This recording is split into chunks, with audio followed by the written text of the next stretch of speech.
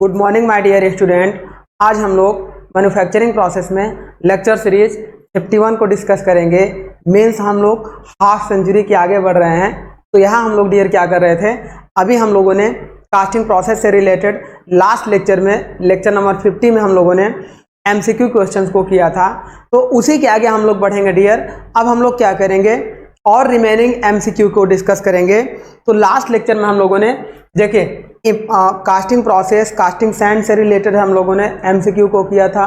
तो आज का टॉपिक जो हम लोग डिस्कस करेंगे डियर, वो गेटिंग पर हमारा जो MCQ होगा उस टॉपिक पे करेंगे। देन उसके बाद और आगे हम लोग नेक्स्ट चैप्टर पे भी मल्टीपल चॉइस क्वेश्चंस को करेंगे। तो सबसे पहले देखिए डियर, यहाँ पे क्या है, क्वेश्चन नंबर 1 से स्टार्ट करते हैं। गेट से रिलेटेड जो क्वेश्चंस हैं, एग्जैक्ट देखो मोल्ड कैविटी में इंटर होने से पहले एग्जैक्ट एंट्री पॉइंट को हम लोग गेट बोलते हैं। उसी पे जो क्वेश्चंस होंगे, तो फर्स्ट आपका देखिए दिया है, chaplet in foundry practice are used to provide. एक चीज समझिए डियर, ये मोल्ड कैविटी होती है। अब मोल्ड कैविटी में अगर हॉलो कैविटी प्रोड्यूस करनी हो तो हम लोग क्या है, इस कोर का यूज करते हैं, इस सॉलिड कोर का यूज करते हैं। अब इस कोर को देखिए सपोर्ट करने के लिए या तो इस कोर देखिए, या तो इस मोल्डिंग इसमें ही हम स्लॉट काट दें, इसकी वॉल्स में ही स्लॉट काट दें, और साथ में इसको यहां पर भी एक सपोर्ट दे देते हैं। अब इस तरीके से इसको हमने सपोर्ट दे दिया, यहां पर भी सपोर्ट दे दिया ताकि इसके बॉयंसी फोर्स को रोका जा सके, यहां पर भी। तो अब ये जो सारे सपोर्ट दिखाई दे रहे हैं डियर, इसे हम लोग बोलते हैं, देखिए इसे हम लोग बोलते हैं चैपलेट। और यहां पे जो हमने स्लॉट काट दिया इसकी वॉल्स में, इसे हम लोग बोलते हैं कोर प्रिंट। तो देखिए कोर प्रिंट भी कोर को सपोर्ट कर रही ताकि नीचे ना आने पाए, और चैपलेट भी कोर को सपोर्ट कर रहा है बॉयंसी फोर्स से ऊपर ना जाने पाए या नीचे ना आने पाए। बस अंतर इतना है कि कोर प्रिंट आपका इसी में मोल्डिंग वॉल्स में ही स्लॉट काट देते हैं, लेकिन यहां चैपलेट में क्या करते हैं डियर, यह सेम एज बेस मेटल बनाते हैं। बस अंतर इतना रखते हैं कि इसका melting temperature low melting temperature रखते हैं, जिससे क्या होता है, हाई मेल्टिंग टेम्परेचर वाले मेटल से आकर यह मेल्ट होकर सॉलिडिफाई हो जाए और उसी में मिक्स हो जाए ताकि कास्टिंग डिफेक्ट ना प्रोड्यूस। तो ये आपका होता है। अब देखिए क्वेश्चन आपसे पूछा गया है, chaplet in foundry tools use are. अब यहाँ पे देखिए चैपलेट क्या है, प्रोवाइड इफिशियंट वेंटिंग के लिए नहीं यूज किया जाएगा। नेक्स्ट है इंश्योर डायरेक्शनल सॉलिडिफिकेशन के लिए डियर हम लोग चिल्स एंड पैडिंग का यूज करते हैं। नेक्स्ट है सपोर्ट द कोर। तो हम लोग क्या है, इस कोर को सपोर्ट करने के लिए कोर प्रिंट एंड चैपलेट दोनों का यूज करते हैं। ये इसका आंसर हो जाएगा। नेक्स्ट क्वेश्चन देखिए, chills are often incorporate in moulding to. अब देखिए चिल्स एंड पैडिंग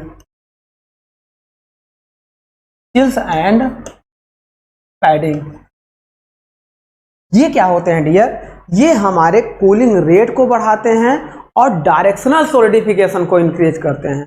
दोनों का मतलब समझिए कि जो कूलिंग होती है, कूलिंग आपकी दो तरीके से होती है। फर्स्ट आपकी होती है स्टेप कूलिंग और सेकंड आपकी होती है डायरेक्शनल कूलिंग।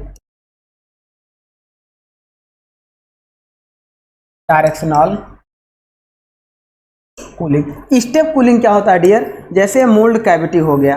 अब मोल्ड कैविटी मोल्टन मेटल को हमने फिल कर दिया, तो ये कैसे कूल होगा डियर, ये क्या होगा, पहले अपर सरफेस एटमॉस्फेयर के कांटेक्ट में है तो ज़्यादा हीट ये रिलीज करेगी, तो इसकी अपर सरफेस पहले कूल होगी।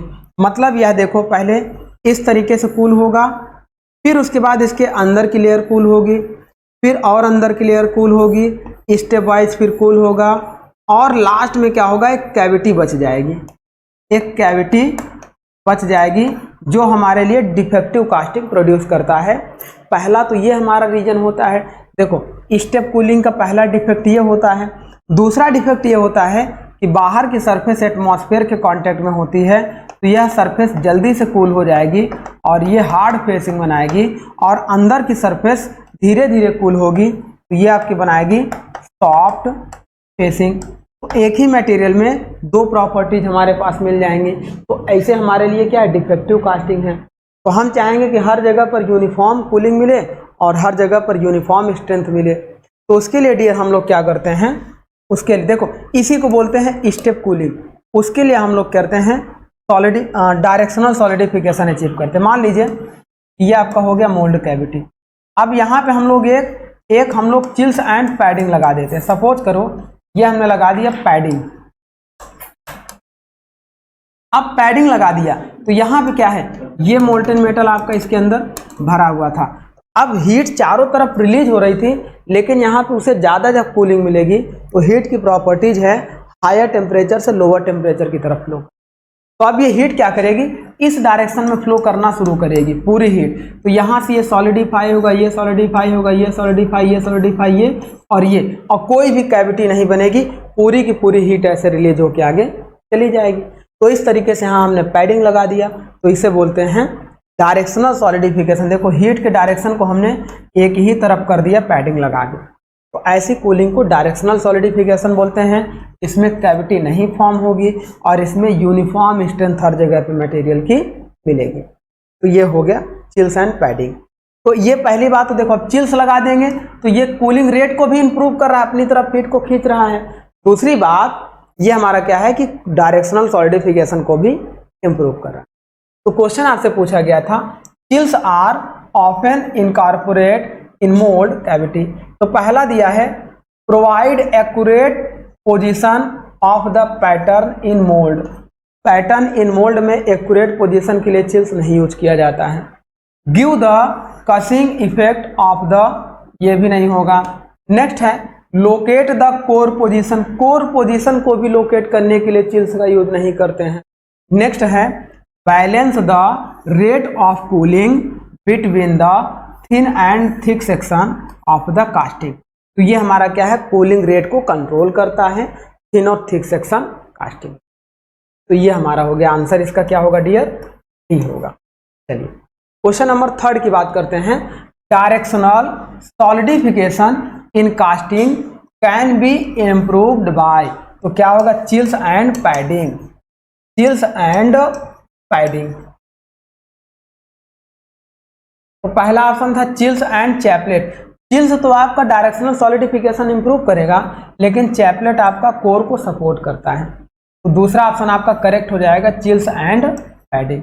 ये chaplet and padding, chaplet core को सपोर्ट करेगा। चिल्स चैपलेट एंड पैडिंग, ये चैपलेट आपका आ गया है। तो इसीलिए इसका आंसर क्या होगा, बी होगा। नेक्स्ट क्वेश्चन देखिए,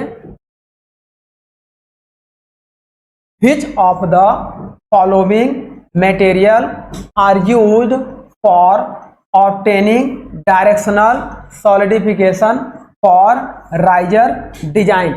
राइजर डिजाइन के डायरेक्शनल सॉलिडिफिकेशन के लिए किस मटेरियल का हम लोग यूज करते हैं। तो अकॉर्डिंग टू ऑप्शन देखिए, पहला कह रहा है आपका, फर्स्ट आपका कह रहा है सुटेबल प्लेसमेंट ऑफ चिल्स, और सेकेंड कह रहा है suitable placement of chaplet. Next कह रहा है एम्प्लॉइंग पैडिंग। तो जब भी हम लोग डायरेक्शनल सॉलिडिफिकेशन इंप्रूव करेंगे, चाहे वो राइजर का हो चाहे वो कास्टिंग का हो, तो वहां पर हम लोग क्या लगाते हैं, चिल्स को प्लेस करते हैं और पैडिंग को प्लेस करते हैं। चैपलेट आपका कोर को सपोर्ट करता है। तो यहाँ पे क्या होगा डियर, पहला ऑप्शन करेक्ट हो जाएगा और थर्ड। तो कह रहा सेलेक्ट द करेक्ट आंसर। तो फर्स्ट और सेकेंड गलत हो जाएगा, सेकेंड एंड थर्ड गलत हो जाएगा, ये फर्स्ट एंड थर्ड आपका करेक्ट आंसर। तो इस तरीके से इसको हम लोग सॉल्व कर। नेक्स्ट कह रहा है core is a body of sand use in the mould. Core को हम लोग किस लिए यूज करते हैं, तो देखो सॉलिड कास्टिंग में, in solid casting produce hollow cavity, produce hollow cavity, core are used, core are used. अब कोर का अगर मटेरियल की बात करें तो मटेरियल मैक्सिमम जो कोर आपका यूज होता है वो सैंड का बनाया जाता है, मेटल का भी हम लोग बनाते हैं, प्लास्टिक का भी बनाते हैं, लेकिन मैक्सिमम आपका सैंड का कोर बनाया जाता है, सैंड और मेटल का बनाया जाता है। तो सैंड का यूज करते हैं, मेटल का। तो क्या है कि core is a body of sand use in mould, किसके लिए? From a hole of recess in casting, या कह रहा है डायरेक्शनल सॉलिडिफिकेशन, या इजी रिमूवल, या टू ऐड। तो ये हमारा होल करने के लिए, किसी भी कास्टिंग में होल को प्रोड्यूस करने के लिए हम लोग क्या करते हैं डियर? कोर का यूज करते हैं। नेक्स्ट बात कर रहे हैं, core print is an added projection on the pattern and forms a seat to support and locate the core. तो ये क्या होता है? जैसे ये हमने स्लॉट काट दिया, अब इस स्लॉट में देखो, इस स्लॉट में हमने ऐसे कोर को फिक्स कर दिया, ये हमारी हो गई कोर। कोर को फिक्स कर दिया। तो कोर को फिक्स करने के लिए जो हमने स्लॉट काटा, इस स्लॉट को हम लोग डियर बोलते हैं कोर प्रिंट। अभी मैंने थोड़ी देर पहले ही बताया। तो कोर प्रिंट क्या करती है? कोर को सपोर्ट करती है। तो ये कह रहा है कि कोर प्रिंट जो हम स्लॉट काटते हैं वह किसको सपोर्ट करता है और लोकेट करता है? तो कोर को सपोर्ट और लोकेट दोनों करता है। तो इस तरीके से इसका आंसर हो जाएगा डियर कोर। आगे बात करते हैं नेक्स्ट क्वेश्चन का। ये कह रहा है चिल्स एंड, देखिए chills are metals insert that are placed at appropriate location in mould to help. तो चिल्स हमारा क्या होता है? वह डायरेक्शनल, देखो chills and padding, chills and padding ये दोनों यूज किए जाते हैं improve cooling rate, increase cooling rate को बढ़ाने के लिए, and to improve directional solidification, जो कि अभी मैंने आपको बताया डायरेक्शनल सॉलिडिफिकेशन।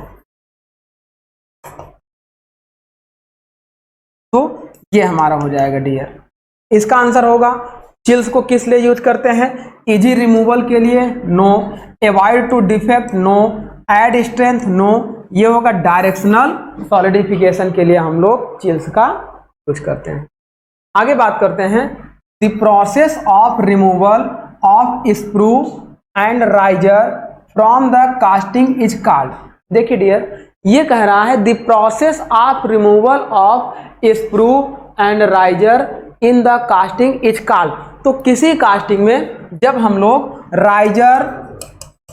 राइजर यानी कि सैंड को, देखो जब कास्टिंग कर लेते हैं, अब वहां पे हम लोग जितने भी सैंड के पार्टिकल्स हैं उसे ब्रेक करने के लिए, मतलब राइजर को तोड़ना है, और हमें क्या करना है? गेट को तोड़ना है, रनर को तोड़ना है, स्क्रू को तोड़ना है। तो इन्हीं सारे प्रोसेस को हम लोग डियर क्या बोलते हैं? फिटलिंग्स प्रोसेस बोलते हैं। तो ये हमारा होता है। वेंटिंग नहीं होगा। वेंटिंग में क्या होता है? ये एयर को रिमूव करने के लिए वेंट ट्यूब लगाते हैं। रैमिंग नहीं होगा। रैमिंग में सैंड को रैम करते हैं। फ्लैगिंग भी नहीं होगा, ये एक अलग टर्म है। तो इस तरह से फिटलिंग प्रोसेस होता है जिसमें हम लोग कास्टिंग में राइजर और कास्टिंग को या स्क्रू को ब्रेक करके अलग कर दें। आगे बात करते हैं, दो आपके स्टेटमेंट दिए गए हैं। अब एक स्टेटमेंट है, दूसरा उसका रीजन है। तो क्या दोनों सही हैं और क्या दूसरा रीजन आपका स्टेटमेंट के ऊपर डिपेंड है कि नहीं डिपेंड है, इसको हमें सॉल्व करके बताना है। तो सबसे पहले डियर देखिए हम लोग क्या करेंगे, यहाँ पे देखिए इन ए मोल्ड, आपका पहले असर्शन दिया है in a mould a riser is designed and placed so that the riser will solidify after the casting has solidify.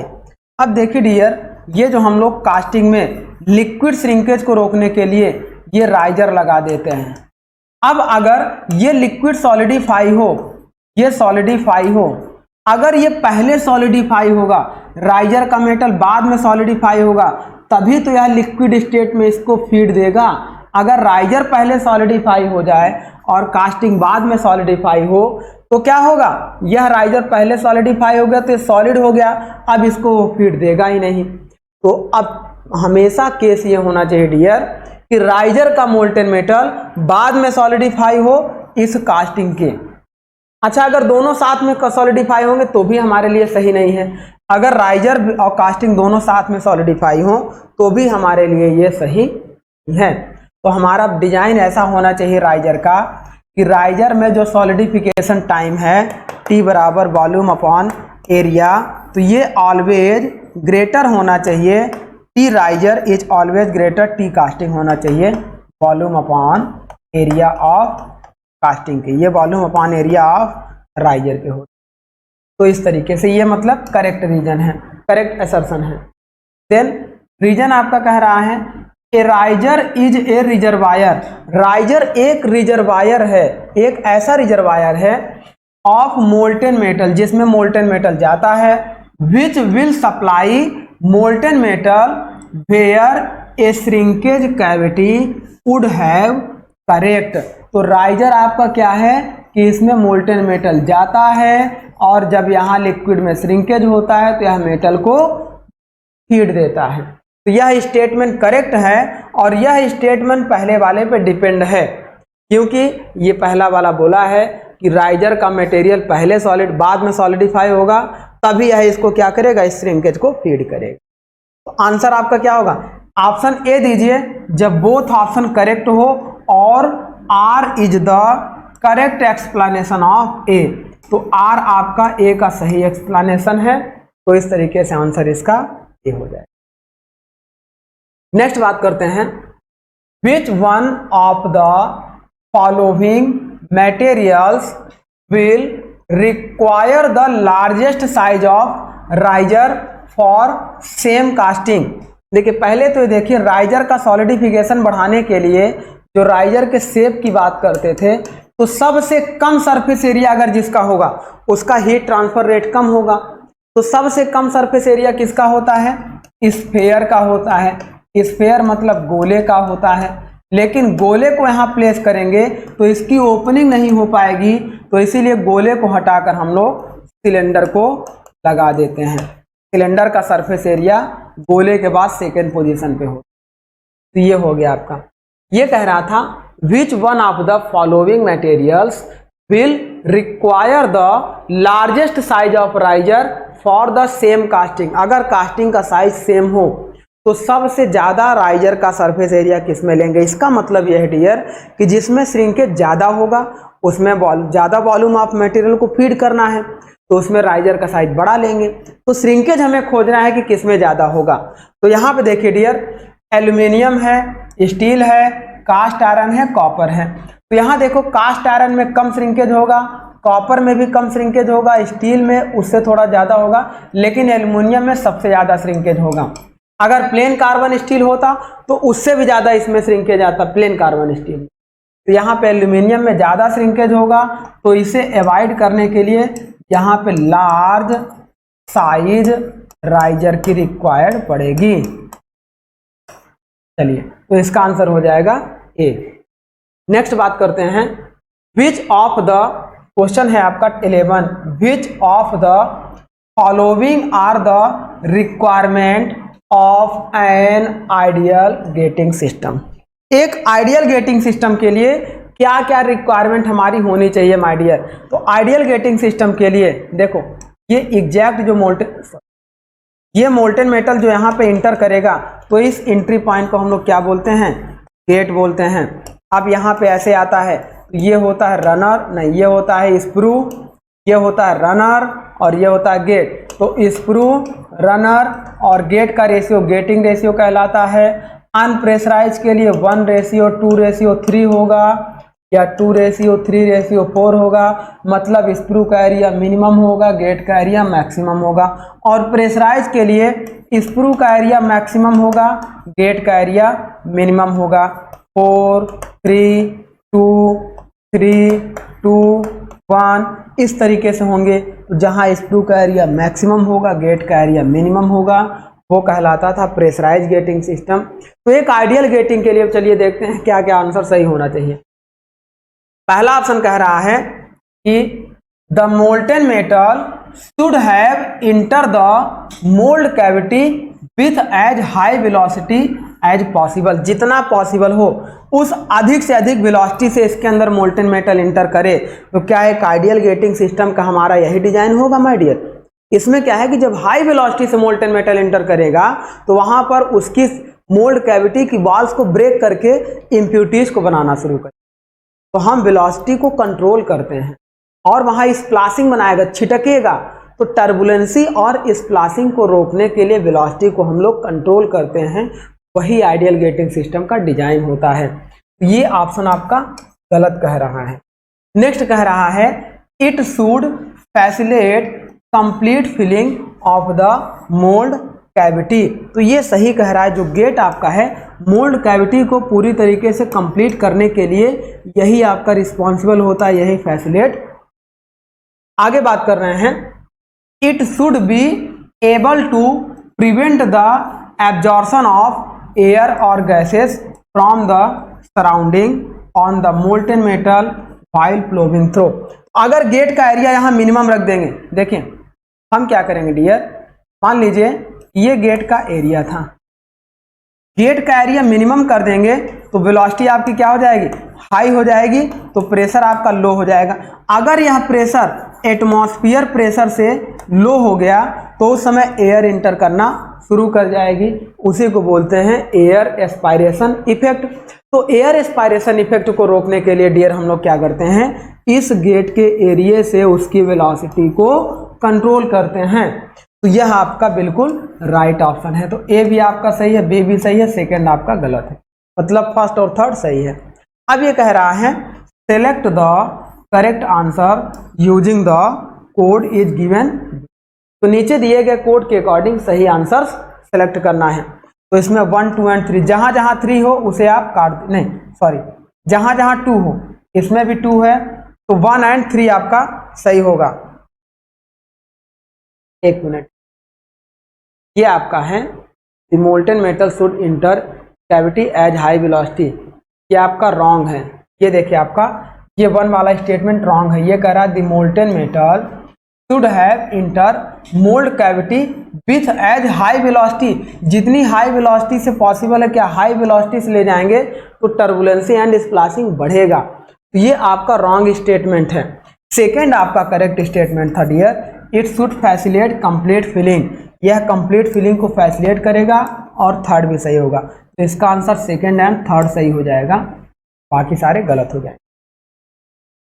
Next question कह रहा है chills are used in mould. तो चिल्स एंड पैडिंग आपके क्या करते हैं, कूलिंग रेट को बढ़ाते हैं और डायरेक्शनल सॉलिडिफिकेशन को इंक्रीज करते हैं। तो ये आंसर है अचीव डायरेक्शनल सॉलिडिफिकेशन। तो यही आंसर आपका करेक्ट हो जाएगा। चिल्स आपका डायरेक्शनल सॉलिडिफिकेशन को इंक्रीज करता है। थोड़ी देर पहले अभी मैंने पूरा उसको बताया था। नेक्स्ट बात कर रहे हैं the primary purpose of A sprue in casting mould is. Sprue का प्राइमरी पर्पज क्या होता है, ये देखिए डियर, ये हो गया पोरिन बेसिन, ये हो गया स्प्रू। अब इसकी हम लोग डिजाइन करते हैं, ये आपका होता है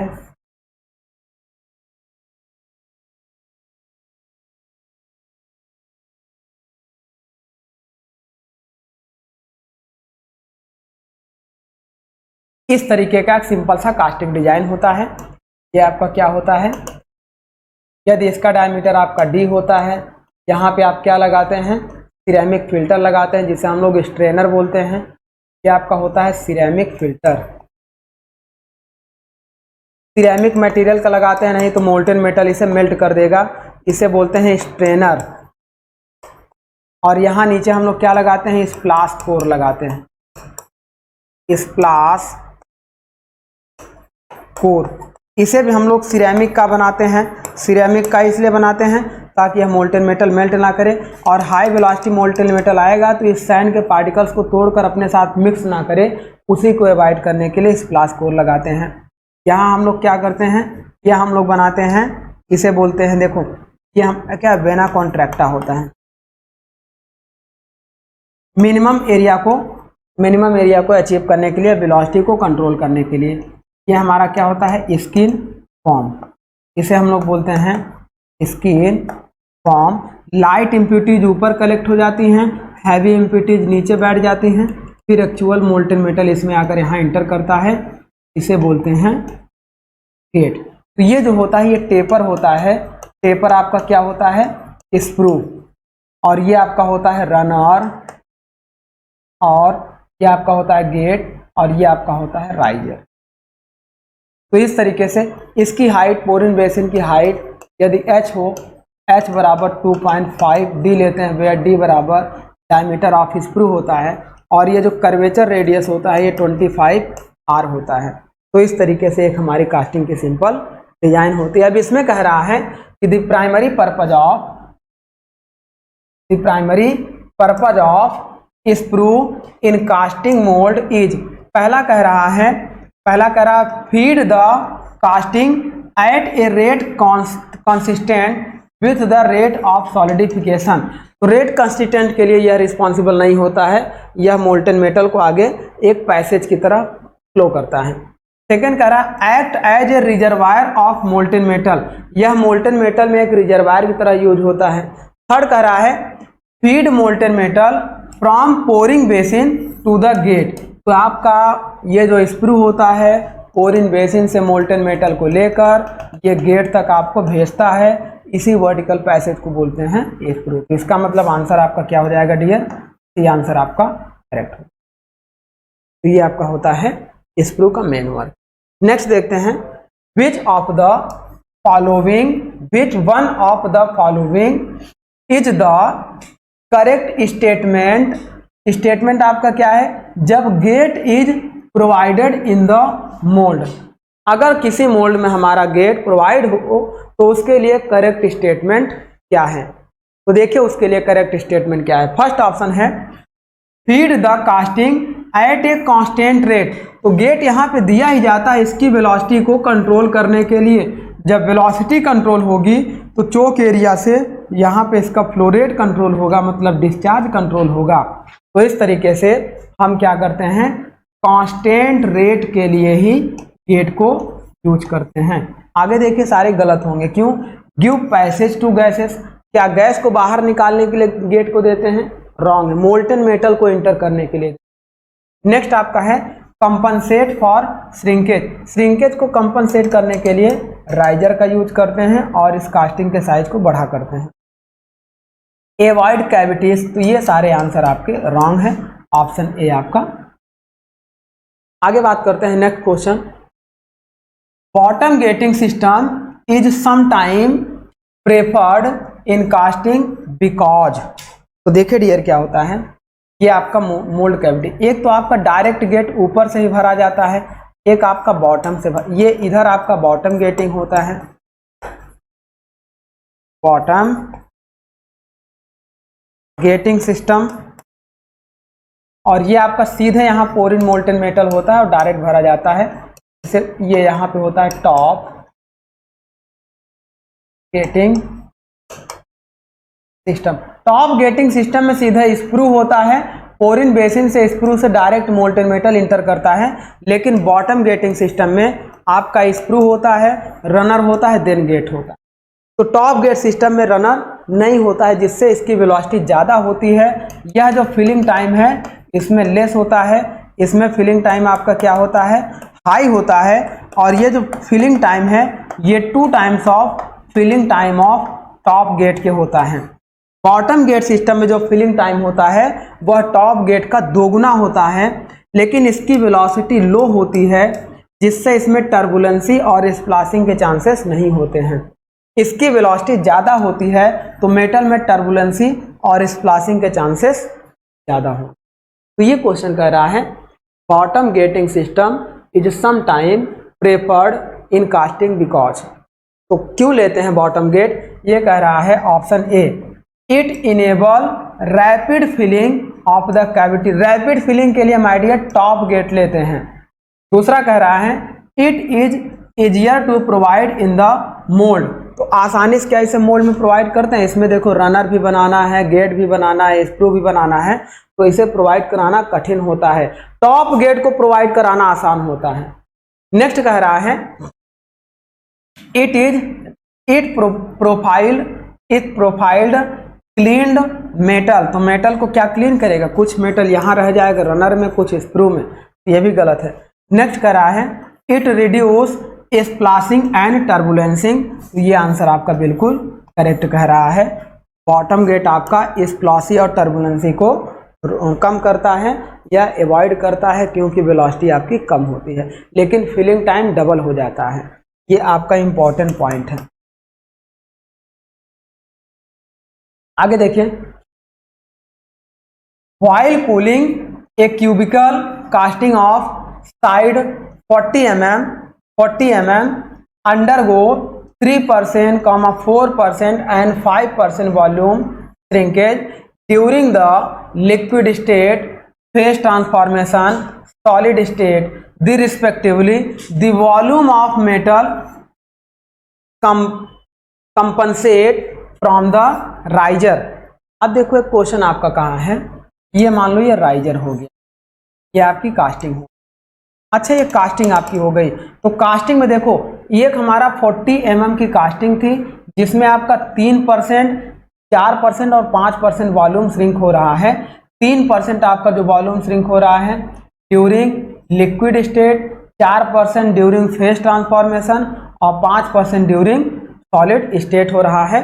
तो respectively volume of metal compensate from the riser. तो राइजर आपका माय डियर क्या करता है, लिक्विड श्रिंकेज को कंपनसेट करता है और फेज ट्रांसफॉर्मेशन श्रिंकेज को कंपनसेट करता है, सॉलिड श्रिंकेज को नहीं करता है। तो लिक्विड श्रिंकेज आपका 3% है, फेज ट्रांसफॉर्मेशन 4% है। तो राइजर जो कंपनसेट करेगा 3 + 4 = 7% श्रिंकेज को कंपनसेट करेगा। तो यहाँ पे आंसर क्या होगा 2%, इसका आंसर होगा 7% इज द करेक्ट आंसर। तो नेक्स्ट क्वेश्चन देखते हैं डियर, क्वेश्चन नंबर 17। ये कह रहा है consider the following statement. Statement 1 आपका कह रहा है the actual entry point through which the molten metal enters the mould cavity is called ingate. तो ये बिल्कुल सही कह रहा है। यहां से मोल्टेन मेटल जो ये देखो ये मोल्टेन मेटल एग्जैक्ट जो एंट्री करता है इसी को हम लोग बोलते हैं इन गेट। आगे बात कर रहे हैं, नेक्स्ट कह रहा है bottom get in case of a mould create unfavourable temperature gradient.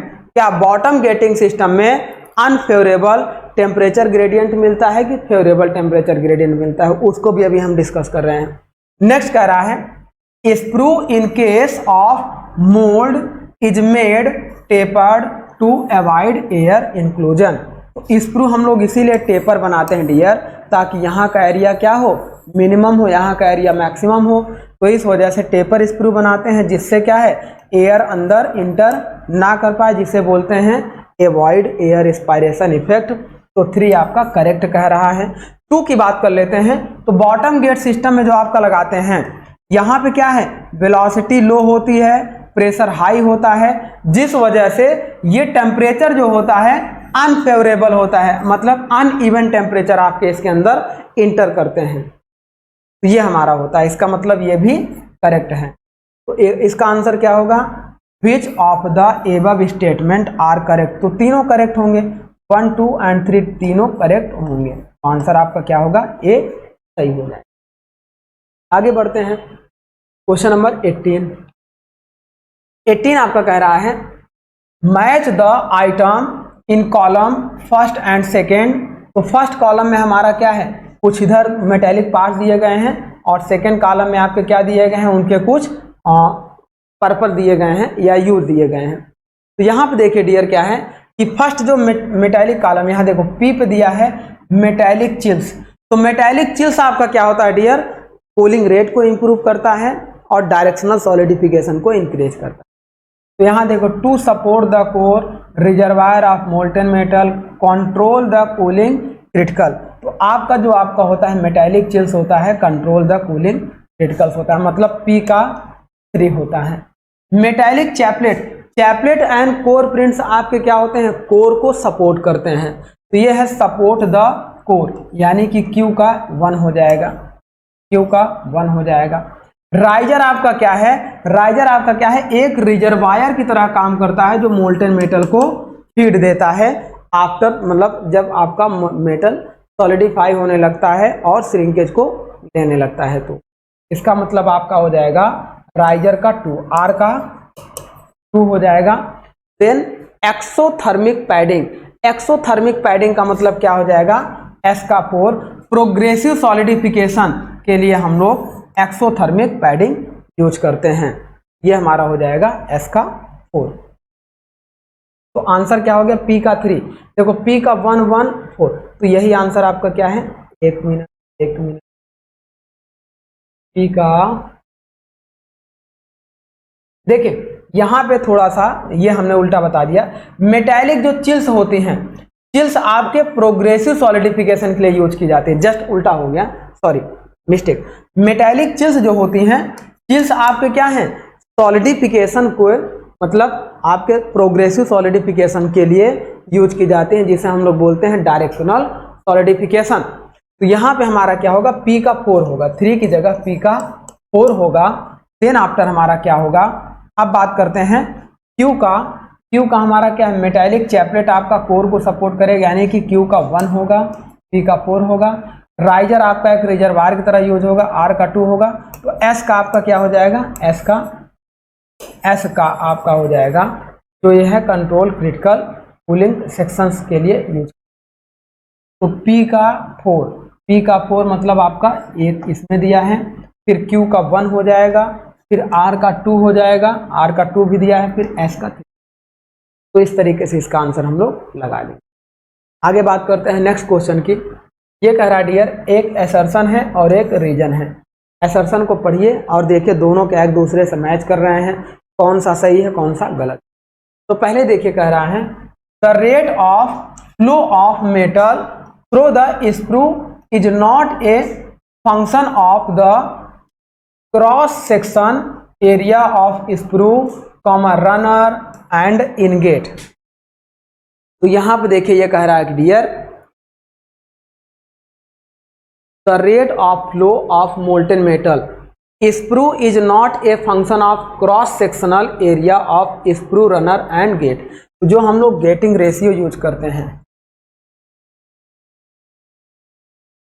Getting ratio 1:2:3, यहाँ स्क्रू यहाँ रनर यहाँ गेट होता है। तो स्क्रू का एरिया भी फंक्शन होता है, रनर का एरिया भी होता है, गेट का भी होता है। ये कह रहा है कि screw area is not a function, तो इसका मतलब ये गलत स्टेटमेंट कह रहा है। सेकंड कह रहा है, if respective cross sectional area of screw runner and gate are in the ratio of 1:2:2, इसका मतलब स्क्रू का एरिया मिनिमम है, तो मतलब यह अनप्रेशराइज्ड गेटिंग सिस्टम के लिए है। तो कह रहा है the system is unpressurized gating system, तो इसका मतलब ये करेक्ट है। तो इसका आंसर होगा A is false and R is correct. Answer आपका क्या होगा, डी हो जाएगा, A is false and R is true. तो इस तरीके से इसका डी आंसर हमारा। आगे बढ़ते हैं डियर। अब देखो ये हमारा हो गया 19 क्वेश्चन हमने किए इससे रिलेटेड, गेट से रिलेटेड। अब फर्नेस से रिलेटेड हम कुछ क्वेश्चन को कर लेते हैं। तो फर्नेस के भी कुछ क्वेश्चन हम लोग कर लेते हैं। जैसे कह रहा है, the crucible for melting cast iron in pit furnace is made of. तो जो हम लोग कास्ट आयरन पिट फर्नेस में जो हम लोग यूज करते हैं, तो पिट फर्नेस में जो क्रूसिबल यूज करते हैं वो ग्रेफाइट एंड सिलिका का यूज करते हैं। तो graphite and silica, cast iron है, स्टेनलेस स्टील है, ग्रेफाइट, जो हम लोग पिट फर्नेस में इस तरीके से एक कंटेनर यूज करते हैं। ये कंटेनर किसके बने होते हैं, ग्रेफाइट के बने होते हैं। इसके बाहर क्या होती हैं, ब्रिक वॉल इस तरीके से लगा देते हैं। यहाँ पे कोल वगैरह रखते हैं या ऑयल रखते हैं, ये ब्रिक वॉल होती है। ब्रिक वॉल किस लिए लगाई जाती है माय डियर? ताकि ये हीट को बाहर ना जाने दे और हीट रेजिस्टेंट होती हैं, हीट की वजह से वह मेल्ट ना हो, इसीलिए इसे रिफ्रैक्टरी वॉल्स भी बोलते हैं।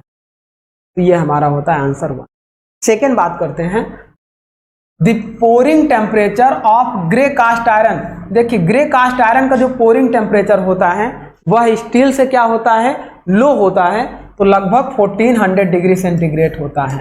ग्रे कास्ट आयरन का पोरिंग टेम्परेचर 1400 डिग्री सेंटीग्रेड। आगे बात करते हैं, the coke required for melting 1 ton cast iron in cupola is nearly. 1 ton cast iron को अगर हमें 1 टन कास्ट आयरन को अगर हमें 1 टन मतलब 10 क्विंटल,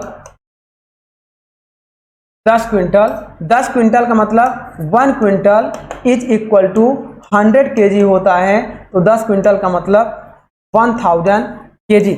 1000 kg किसको? कास्ट आयरन को मेल्ट करने के लिए लगभग 150 kg कोयले की रिक्वायर्ड होती है। ये थोड़ा सा आपको याद रखना है, ये डेटा एग्जैक्ट ऐसे ही आता है। आगे बात करते हैं, the melting ratio of cupola 10:1। 10:1 ये आपका क्रूसिबल फर्नेस के लिए था। Then the coke required for 1 ton melt will be. तो 1 टन अगर हमें मेल्ट करना है तो कोक आपका कितना रिक्वायर्ड होगा? इसका एक मतलब 0.1 टन रिक्वायर्ड होता है। जैसे आप देखो 1000 kg के लिए 150 कास्ट आयरन को अगर हमें मेल्ट करना है तो 150 kg कोक की रिक्वायर्ड होगी।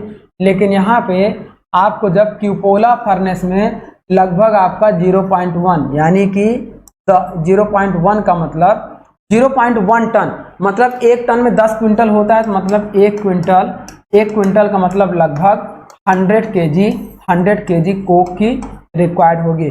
जबकि यहाँ पे कितना यूज हो रहा है? कास्ट आयरन को मेल्ट करने के लिए 150 kg कोक की रिक्वायरमेंट, ये आपका होता है। आगे बात करते हैं, नेक्स्ट क्वेश्चन है, एक असर्शन है, ये है steel can be melted in hot blast cupola furnace. अब क्यूपोला फर्नेस में हम क्या करते हैं? पिग आयरन को कास्ट आयरन में कन्वर्ट करते हैं। नेक्स्ट क्वेश्चन कह रहा है, reason in hot blast cupola. देखो hot blast cupola furnace the flue gases are used to preheat the air blast to the cupola so that temperature in the furnace is considerable higher than that in convenient cupola। तो ये सही कह रहा है, cupola furnace जो इस तरीके से हमारी होती है, ये जो हमारी होती है डियर, अब ये क्यूपोला फर्नेस ये आपके अंदर चैम्बर बने होते हैं, ये डिफरेंट टाइप्स ऑफ स्टेप्स लगे होते हैं, ये लेग्स होते हैं। तो अब इस क्यूपोला फर्नेस में ये जो एयर आपकी जाती है, इस एयर को हम लोग क्या कर देते हैं? प्री हीट कर देते हैं। तो ये आपका एग्जैक्ट सही बात कह रहा है। आपका इस असर्शन क्या कर रहा है? Steel can B melt in hot blast furnace cupola. तो क्यूपोला में हम लोग स्टील को क्या करते हैं? मेल्ट कर लेते हैं और हम लोग पिग आयरन को इसमें कास्ट आयरन में कन्वर्ट करते हैं। तो ये आपका क्या है? कथन 1 सही है, 2 भी सही है। दूसरा वाला क्या पहले पे डिपेंड है, इसलिए कि इन हॉट ब्लास्ट क्यूपोला जब स्टील को हम लोग मेल्ट करते हैं, क्योंकि हॉट ब्लास्ट क्यूपोला में फ्लू गैसेस को पहले से हम लोग क्या करते हैं? प्री हीट करते हैं। तो ये हमारा होता है हॉट ब्लास्ट। अब ये ब्लास्ट का मतलब क्या है? देखो जब इसमें हम लोग गर्म गैसेस अंदर डालते हैं तो वो अचानक से जाकर एक साथ इग्नाइट होती हैं। इग्नाइट होती हैं तो वहां पर क्या होता है? आवाज आती है, साउंड आती है, तो उसी को हम लोग बोलते हैं ब्लास्टिंग। ये एयर आई गर्म की गैस यहाँ कोल के कांटेक्ट में आएगी, स्पार्किंग होगा, तो यहाँ पहले से ही एनर्जी हीट जल रही होगी, तो वो स्पार्किंग होगा, तो इसीलिए बोलते हैं उसे ब्लास्टिंग होगा, तो वहां बोलते हैं ब्लास्ट फर्नेस। चलिए, तो इसका मतलब इसका आर डिपेंड होगा ए पर, मतलब ए भी सही होगा, आर भी सही होगा और आर डिपेंड होगा ए पर। तो इसका both A and R are true and R is the correct explanation of A. Answer इसका ए करेक्ट हो जाए।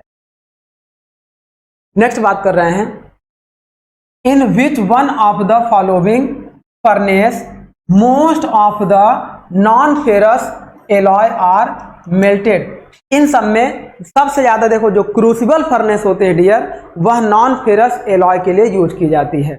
तो crucible furnace are used for non ferrous alloy melting. तो ये हमारा होता है फर्नेस से रिलेटेड क्वेश्चंस। अब हमारे क्या होंगे डियर, दो टॉपिक और बचते हैं। फर्स्ट हमारा क्या है, अभी तो ये फर्नेस से रिलेटेड क्वेश्चंस हमारे थे, अब हम कास्टिंग डिफेक्ट से रिलेटेड क्वेश्चन को कर लेते हैं। देन लास्ट लेक्चर में हम लोग क्या करेंगे, different types of casting process से रिलेटेड और उसके एप्लीकेशन, कास्टिंग प्रोसेस और एप्लीकेशन। ये जो चैप्टर हमारा होगा कास्टिंग प्रोसेस एंड एप्लीकेशन से रिलेटेड, ये हम लोग लास्ट लेक्चर में क्वेश्चंस कर लेंगे। अब हम लोग क्या करते हैं, आज के टॉपिक में कास्टिंग डिफेक्ट से रिलेटेड क्वेश्चन को भी कंप्लीट कर लेते हैं। तो चलिए डियर हम लोग क्या करते हैं, कास्टिंग डिफेक्ट से रिलेटेड क्वेश्चन को कंप्लीट करते हैं। तो यहाँ देखिए डियर, ये हमारा कास्टिंग डिफेक्ट से रिलेटेड कुछ क्वेश्चन दिए गए हैं। तो कौन कौन से डिफेक्ट कैसे होते हैं उसको हम लोग देख लेते हैं। तो पहले देखिए आपका जो आपका क्वेश्चन है, हॉट टीयर इज ए। तो हॉट टीयर क्या है डियर, हॉट टीयर एक कास्टिंग डिफेक्ट है, एक कास्टिंग डिफेक्ट है। इसमें क्या होता है कि देखिए मटेरियल क्या होता है, इस तरीके से मोल्ड मेटल बनना होता है, यहाँ पे आके ऐसे कट वगैरह मिल जाता है, इसी को हम लोग बोलते हैं कट। तो इसे बोलते हैं हॉट टीयर्स और कट। ये क्या है, hot tear is a defect of casting. ये क्वेश्चन तो आसान था। आगे बढ़ते हैं, आगे देखें hot tear rusting of metal, क्या मेटल में जंग लगेगा, या फिजिकल प्रॉपर्टीज ऑफ मैन्युफैक्चर नहीं होगा, या कोल्ड वर्किंग से भी कोई मतलब इसका। नेक्स्ट क्वेश्चन बात करते हैं मिश्रण। देखो मिश्रण की बात कर रहा है, तो मतलब कास्टिंग में क्या है, मोल्टन मेटल इधर से गया, ये मान लो मोल्ड कैविटी थी, अब मोल्ड कैविटी को केवल इतना ही भर पाएगा और इतनी कैविटी खाली रह गई, तो इसे बोलते हैं मिश्रण, मिश्रण। और अगर मोल्टन मेटल इधर से जाता है किधर से जाता, दोनों यहीं पे सॉलिडिफाई हो जाते हैं, तो इसे बोलते हैं कोल्ड सट। तो मिश्रण आपका लो फ्लूइडिटी के कारण होता है, ताकि यहां तक पहुंच ना पाए, तो हम उसकी फ्लूइडिटी को इंक्रीज करते हैं, जिससे मोल्टन मेटल वहां तक रीच कर दे। तो मिश्रण में देखिए, misrun is a casting defect which occurs due to, क्यों आपका मिश्रण होता है, क्योंकि फ्लूइडिटी कम होती है। तो ये कह रहा है very high pouring temperature of metal. तो अगर वेरी हाई पोरिंग टेम्परेचर होगा तो मेटल तो पूरा आपका लिक्विड वहां जाकर भर जाएगा, वो इनसफिशियंट फ्लूइडिटी होता है। तो बी ऑप्शन देखिए, insufficient fluidity of the molten metal. अगर फ्लूइडिटी ज्यादा होगी, टेम्परेचर बढ़ाएंगे तो फ्लूइडिटी बढ़ेगी, जिससे मेटल आपका पूरा अंदर भर जाएगा। आगे बात करते हैं, देखो सी ऑप्शन क्या था, absorption of gas, gas absorb होगा तो ये कास्टिंग डिफेक्ट प्रोड्यूस करेगा। Improper aligning of mould flask होगा तो वहां पे आपके क्या होंगे, मोल्ड शिफ्ट डिफेक्ट आएगा। बी ये डी की वजह से मोल्ड शिफ्ट डिफेक्ट आएगा, क्योंकि इम्प्रॉपर अलाइनिंग होगी, बनाना था सर्किल, ये हाफ पार्ट था, ये हाफ पार्ट था, ये इधर खिसक गया, ये आपका कुछ इस तरीके से ये मोल्ड आपके शिफ्ट हो जाएंगे। और सी ऑप्शन क्या था, एब्जॉर्प्शन ऑफ गैस, गैस अगर उसके अंदर चली जाएगी तो वहां गैस डिफेक्ट बनेगा, pin hole, blow holes and porosity बनेगा। तो ये हो गया। नेक्स्ट आपका है match the appropriate combination between the casting defect listed in column A with their meanings given B. तो यहां देखो एक कॉलम दिया गया है, ये कॉलम ए है और ये कॉलम बी है। तो इधर क्या है कि डिफरेंट टाइप्स ऑफ कास्टिंग दी गई है और ये उनके डिफेक्ट्स दिए गए हैं कि कैसे, मतलब जैसे स्वेल है तो स्वेल में कौन सा डिफेक्ट आएगा, या स्वेल क्यों आता है, स्वेल मतलब फूलना होता है। और देखो स्वेल और स्वैब अंतर है, स्वैब अगर आपका होता है तो स्वैब एक ब्रश होता है, स्वैब एक ब्रश होता है जो क्या करता है, कास्टिंग में हम लोग क्या करते हैं, जब पैटर्न को निकालने से पहले पैटर्न के ऊपर से सैंड के मॉइस्चर वगैरह को रिमूव करने, ये स्वैब का यूज करते हैं। लेकिन स्वेल आपका एक कास्टिंग डिफेक्ट है, तो इस चीज का आपको विशेष ध्यान में रखना है। चलिए, तो पहला आपका दिया है आंसर डियर स्वेल, स्वेल मतलब फूलना होता है। तो फूलने का मतलब जनरली कास्टिंग क्या होती है, साइज बढ़ जाता है। अब ये हमें इस टाइप इस शेप का बनाना था, तो यहाँ पे ये फूल गया, यहाँ पे ये फूल गया। और फूलेगा क्यों, जब मेटल इधर जाएगा प्रेशर अप्लाई करेगा, तो ये क्या है, इसकी स्ट्रेंथ, मोल्ड कैविटी की स्ट्रेंथ जब वीक होगी तभी यह मेटल वहाँ फूल कर उसे चला जाएगा। अगर यूनिफॉर्म रैमिंग करके रखेंगे तो ये हमारा स्वैब यानी कि स्वेल नहीं आएगा। तो स्वेल के लिए क्या है, mismatching top and bottom parting. Mismatching जहां पे होगा डियर, वहां पे आपका कौन सा डिफेक्ट होगा, शिफ्ट होगा। ये जो मेटल आपका मोल्ड शिफ्ट करेगा तो वहां पे आपकी कोप और ड्रैग शिफ्ट कर जाएगी, तो वो मिस मैच आपका डिफेक्ट होगा। स्वेल के लिए क्या है, देखो rough lamp on the surface, ये भी नहीं होगा। स्वेल के लिए general enlarge of casting, casting का साइज बढ़ जाता है, ये आपका होता है स्वेल के लिए। Hot tear and sand wash, hot tear, hot tear के लिए क्या होता है, जो क्रैक्स प्रोड्यूस होते हैं इन कास्टिंग, और क्यों प्रोड्यूस होंगे, क्योंकि इंटरनल स्ट्रेसेस की वजह से। देन आफ्टर सैंड वॉश आपका क्या होगा, rough lamp on the surfaces बनाएगा। तो इसका आंसर होगा, देखिए P का 3, Q का 1, R का 4 एंड S का 2। तो P का 3 आपका किस में, देखो P का 2 ये गलत हो गया, P का 2 ये सारे गलत हो गए, केवल एक अगर आपको पता रहे, P वाला आंसर पता हो, तो आपका सारा आंसर करेक्ट हो गया, ये हो गया। नेक्स्ट क्वेश्चन बात करते हैं, ये कह रहा है dear match the appropriate combination between the casting defect listed in column A with the probable causing given in column B. इधर आपके कास्टिंग डिफेक्ट दिए गए हैं और इधर आपके क्या है, उनके किस तरीके से वो डिफेक्ट्स आए। तो फिर से उसी टाइप का क्वेश्चन है, बस यहाँ पे अलग अलग डिफेक्ट्स दिए गए हैं। तो अब इसके लिए डियर देखे क्या है कि जैसे दिया गया है run out comma pin hole, ये गैस डिफेक्ट है। रन आउट आपका क्या है कि अगर आपका पूरी तरीके से मिश्रण हो पा रहा है लो फ्लूडिटी की वजह से, इनसफिशिएंट फ्लूडिटी की वजह से। मेटल पेनिट्रेशन, मेटल पेनिट्रेट करेगा यदि वहां पे मटेरियल की मोल्ड कैविटी की सरफेस प्रॉपर रैमिंग नहीं की गई है, तो वो हो जाएगा। या रैमिंग भी नहीं की गई है, या फिर मान लो ये मेटल था, ये ऐसे आपका में क्या है पेनिट्रेट कर जाएगा। तो यदि यहाँ पे कोर्स ग्रेन होंगे, कोर्स ग्रेन, सैंड के ग्रेन साइज बड़े होंगे, ये ग्रेन साइज है, तो यहाँ मेटल आके रन कर जाएगा, बैठ जाएगा, इसी को बोलते हैं मिस रन। यहाँ देखो मेटल आके, तो कोर्स ग्रेन में मिश्रण आते हैं। तो रन आउट के लिए आपका क्या होता है, ग्रेन साइज आपके कोर्स होते हैं। तो पहला आपका क्या है, इम्प्रॉपर राइजिंग, दूसरा है फॉल्ट। अगर इम्प्रॉपर राइजिंग करेंगे तो श्रिंकेज आएगा, क्योंकि श्रिंकेज को ही दूर करने के लिए हम लोग राइजर का यूज करते हैं। तो यहाँ देखो श्रिंकेज जो कैविटी है तभी आएगी जब इम्प्रॉपर राइजिंग करेंगे। राइजर सही से नहीं लगा होगा तो मोल्टेन मेटल क्या होगा, श्रिंक करेगा, तो राइजर आपका फीड नहीं दे पाएगा। सेकेंड बात कर रहे हैं रन आउट। अगर रन आउट होगा तो क्या होगा, चलिए मेटल पेनिट्रेशन, जो मेटल पेनिट्रेट करेगा वो पेनिट्रेट इसीलिए करेगा क्योंकि कोर्स ग्रेन होंगे।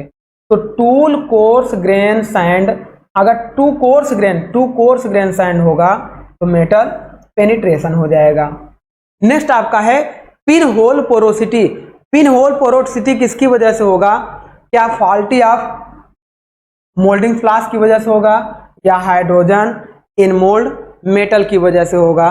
तो यहाँ पे देखिए डियर क्या होगा, जो रन आउट आपका होगा, जो रन आउट आपका होता है वो मोल्डिंग फ्लास्क के फॉल्ट की वजह से होता है, कॉमा पिन होल पोरोसिटी जो आपका होता है, एक मिनट देखिए, आपका जो होता है रन आउट आपका होता है फॉल्ट मोल्डिंग फ्लास्क की वजह से होता है, कॉमा पिन होल पोरोसिटी ये एक गैस डिफेक्ट है। पिन होल पोरोसिटी है, ब्लो होल्स है, कॉमा पोरोसिटी है। Pin hole porosity, porosity comma blow hole, ये सारे गैस डिफेक्ट हैं। तो ये किस वजह से होते हैं, ये हाइड्रोजन गैस या गैसेस की वजह से होते हैं। जब हाइड्रोजन गैस का नाम लेगा तो वहां पिन होल होगा, नॉर्मल गैस की वजह से होल होंगे या पोरोसिटी होगी। तो मैच कराते हैं आंसर आपका। P का क्या मैच होगा 2, देखो P का 2 यहाँ पर भी है, यहाँ पर भी है, तो इसका मतलब ये रॉन्ग हो गया, ये रॉन्ग हो गया। अब Q का आपका क्या है, पिन होल पोरोसिटी 3, Q का 1 यहाँ पे है, ये रॉन्ग हो गया, Q का 3 यहाँ पे है, मतलब ये डी आंसर करेक्ट हो गया। लेकिन R का 4 होगा, देखो मेटल पेनिट्रेशन आपका होगा जब कोर्स ग्रेन होगा, R का 4 मैच कर रहा है। श्रिंकेज कैविटी आपका S का 1 है, S का 1 है, तो इस तरीके से इसका आंसर हो जाएगा। चलिए आगे बढ़ते हैं डियर। ये कह रहा है tracing in foundry practice refers to the formation of. Tracing in देखो फाउंड्री में हम लोग क्या करते हैं, ट्रेसिंग ऑपरेशन, जब मोल्टेन मेटल की सरफेस पर स्लैग की लेयर जम जाती है तो स्लैग को हटाने के लिए ड्रेसिंग ऑपरेशन करते हैं। तो इस चीज को आप जान लीजिएगा कि देखो कैविटी इन कास्टिंग से कोई मतलब नहीं है ड्रेसिंग का। ऑक्साइड या slag, oxide surface, oxide on molten metal surface आ जाता है तो वहां पे हम लोग क्या करते हैं, ड्रेसिंग यूज करते हैं। तो इसका मतलब आंसर आपका बी होगा। प्रोजेक्शन कास्टिंग से भी कोई मतलब नहीं है, पैसेज ऑफ गैस रिमूवल से भी कोई मतलब।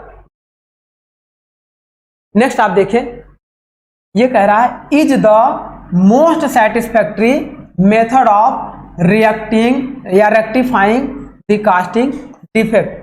सबसे ज्यादा देखो ये कह रहा है is the most satisfactory method to rectifying the casting defect. Casting defect को रेक्टिफाइंग करने के लिए, कम करने के लिए सबसे ज्यादा अच्छा मेथड क्या होता है, तो पहला है मेटल स्प्रेइंग, मेटल को स्प्रे करने का तरीका, फिल्टरिंग, फेटलिंग, फेटलिंग आपका नहीं होगा, फेटलिंग में गेट और राइजर को तोड़ते हैं जब हम लोग कास्टिंग कर देते हैं मोल्ड कैविटी में, ये मोल्टेन मेटल में।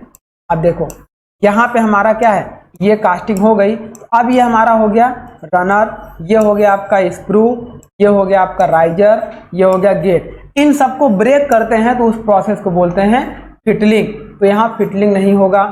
अब यहाँ फ्लैगिंग भी नहीं होगा, वेंटिंग होगा, क्योंकि वेंट ट्यूब लगाते हैं तो ये जो वेंट ट्यूब होती हैं ये एयर को, एक्सेस एयर को बाहर रिमूव करते।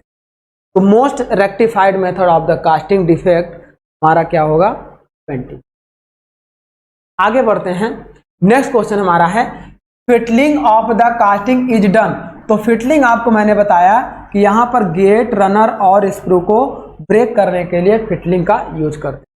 तो ये क्या है, avoid extra oxide formation, B क्या है, एड स्ट्रेंथ, सी क्या है, remove extra metal from the surface, या हम एक्स्ट्रा मेटल को भी हम लोग रिमूव करते हैं और हम लोग क्या करते हैं, गेट, राइजर और रनर को भी ब्रेक करते हैं। इसका आंसर क्या हो जाएगा, सी करेक्ट हो। नेक्स्ट देखते हैं क्वेश्चन नंबर 8। ये कह रहा है dear light impurities in the molten metal are prevented from reaching the mould cavity by providing a. देखिए जो लाइट इम्प्यूटीज होती हैं इस तरीके से हम लोग डिजाइन करते हैं।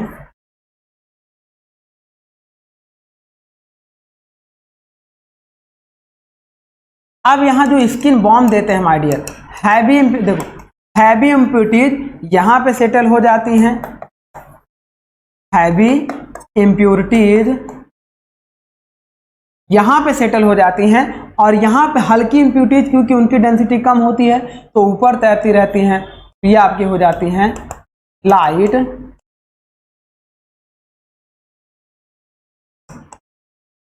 Impurities.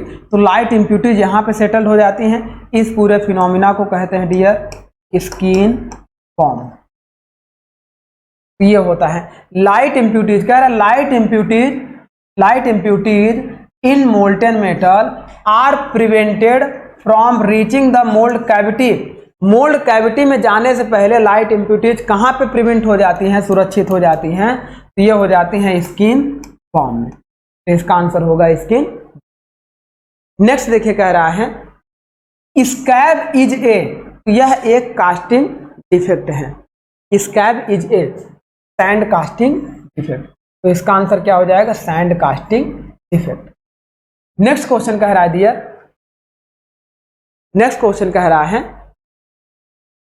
To streams of liquid metal which are not hot enough to fuse properly result into the casting defect. तो देखो मान लो एक कास्टिंग मेटल इधर से जा रहा हो, अब यहाँ प्रॉपर ये एक इधर से आ रहा हो, दोनों प्रॉपर मेल्ट ना होकर फ्यूज ना हो पाए, तो इसे कौन सा डिफेक्ट बोलते हैं, इसे बोलते हैं कोल्ड सट, कोल्ड सट।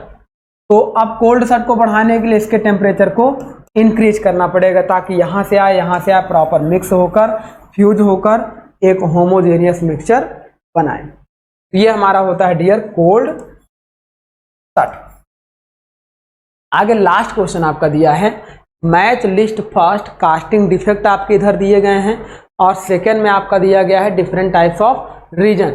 आपका क्या करना है, फर्स्ट को सेकेंड से मिलाना है और इसके बाद आपको आंसर देना है कि इनमें से आपके कौन कौन से आंसर, देखो ए बी सी डी, इस तरीके से आपको आंसर देना है। तो चलिए चेक कर लेते हैं कि कौन कौन सा सही होगा। अब देखिए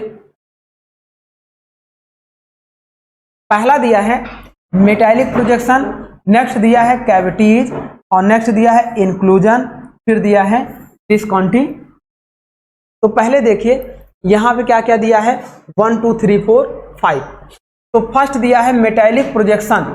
जो मेटालिक प्रोजेक्शन हम लोग प्रोवाइड कराते हैं उसका क्या रीजन है, कंसिस्ट ऑफ राउंडेड और रफ इनिशियल और exposed cavity inclusion blow holes and pin holes. तो blow holes and pin holes जो आपके होते हैं वो डियर वो कैविटी की वजह से होते हैं, कैविटी की वजह से। मतलब हमारा क्या हो जाएगा बी का 1, बी का 1 मतलब देखो ये हमारा क्या है सी में भी है डी में भी है, तो ये बी का 1 हो गया। अब इसके बाद बात करते हैं इंक्लूजन।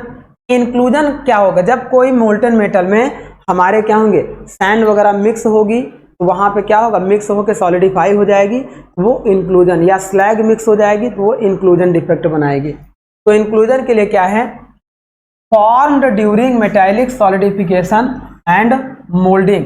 और नेक्स्ट क्या है include single fold lap scare adhere sand oxide, comma include cracks cold cracks या हॉट टीयर, कॉमा नेक्स्ट दिया है consist of fine flash, consist of fine flakes projection sand rough.